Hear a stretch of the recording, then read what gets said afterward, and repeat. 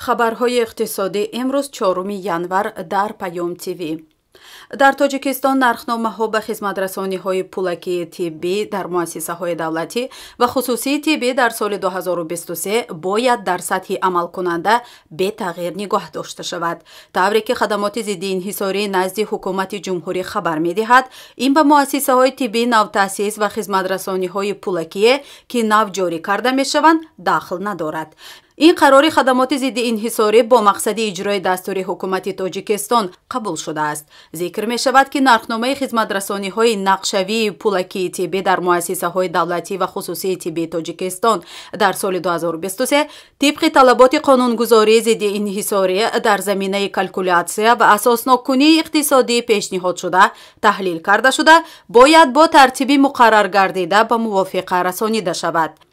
همچنین طبق فرمایش دیگر خدمات ضد انحصاری از 22 دکبر نرخنامه‌های خدمت‌رسانی پولکی تعلیمی در مؤسسه‌های دولتی و غیر دولتی تحصیلات ابتدایی، میانه و عالی کسبی تاجیکستان برای سال تحصیلی 2023-2024 در سطح عمل کننده به استثنای اختصاص‌هایی که نو جاری کرده می‌شوند به تغییر به موافقه رسانیده می‌شوند.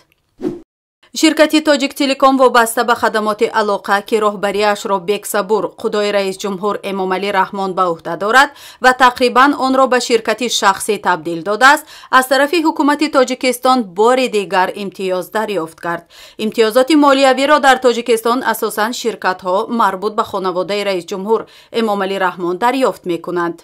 پرداخت بیش از 67 میلیون سومانی حدود 6.6 میلیون قرض تاجیک تلکام از انداز در اساس قرار حکومت از 22 دکبر سال 2022 تا یک سال دیگر به تأخیر گذاشته شده است. بیش از 24 میلیون سومانی حدود 2.4 میلیون دلار این مبلغ فایز یا بهره قرض گفته می شود. بار اول نیست که حکومت تاجیکستان به تاجیک تلکام در پرداخت مالیات سبکی می دهد.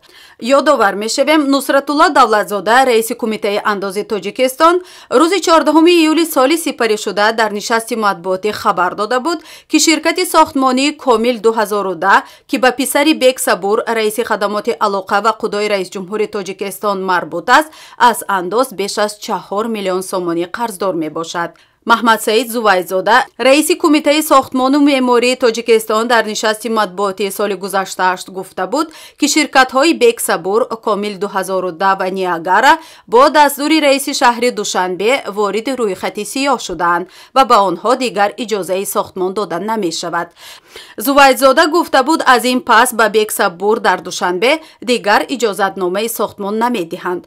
تاجیک تلکام که واردات اینترنت را زیر انحصار یا مونوپولی خود دارد، سالهای آخر وضع مالی خوب ندارد و از مالیات و شرکت‌های دیگر قرضدار شده است. کارشناسان سبب آن را فساد سراسری در شرکت و اداره نادرستش از طرف خدای رئیس جمهور می‌دانند. بیگ صبور شرکت دولتی را به منبع درآمد کل خانواده‌اش تبدیل داده است و با شرکت‌های مرتبط به پسرانش چند شرطنامه‌ای همکاری دارد. پیشتر اداره برق دوشنبه و شرکت مخابراتی تیسل به خاطر نپرداختن قرض از تاجیک تلکام به دادگاه شکایت برده بودند.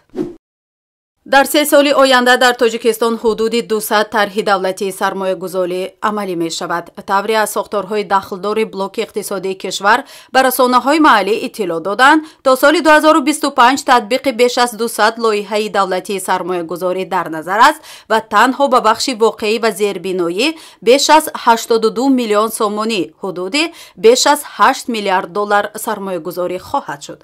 به اطلاع منبع جلب این مبلغها از نهادهای مالی بین‌المللی، کشورهای علاهیده و همچنین سرمایه گذاری مستقیم در نظر است. مبلغ‌های قرضی برای تطبیق لایحه‌های دولتی با شرط‌های امتیازناک و دراز مدت جلب کرده می‌شوند. گفته می‌شود از سال 2002 به این سو به کشور بیش از 152 میلیارد سومانی سرمایه خارجی از جمله 60 میلیارد سومانی سرمایه مستقیم جلب شده است. زیاده از 36 میلیارد سومانی سرمایه گذاری مستقیم از حجم ذکر گردیده به رشد ساحه صنعت روانه کرده شده است. нархи арз. Бонки миллии Тоҷикистон арзиши сомониро нисбат ба асъори хориҷӣ барои имрӯз 4 январ эълон кард. Тибқи нишондоди Бонки миллии Тоҷикистон, арзиши 100 рубли русӣ барои имрӯз 14 сомониву 25 дирам аст. ин ниҳод қурби миёнаи фурӯши $100 Иёлоти Муттаҳидаи Амрико дар муассисаҳои қарзии Тоҷикистонро 1020 сомониву 24 дирам арзёбӣ кардааст. Бонки миллӣ қурби миёнаи фурӯши 100 евроро 1078 сомониву 80 дирам арзёбӣ кардааст. нархи тилло. баҳои ҳар унс тилло дар муомилоти субҳи имрӯз миёни бонкҳои Лондон $1846.78 муомила шуд. нархи нафти хом. нархи миёнаи фурӯши ҳар бушка нафти хоми таҳвили моҳи оянда дар биржаҳои Intercontinental Exchange ва Brentgrad фьючерси Лондон $80.73 муомила шуд.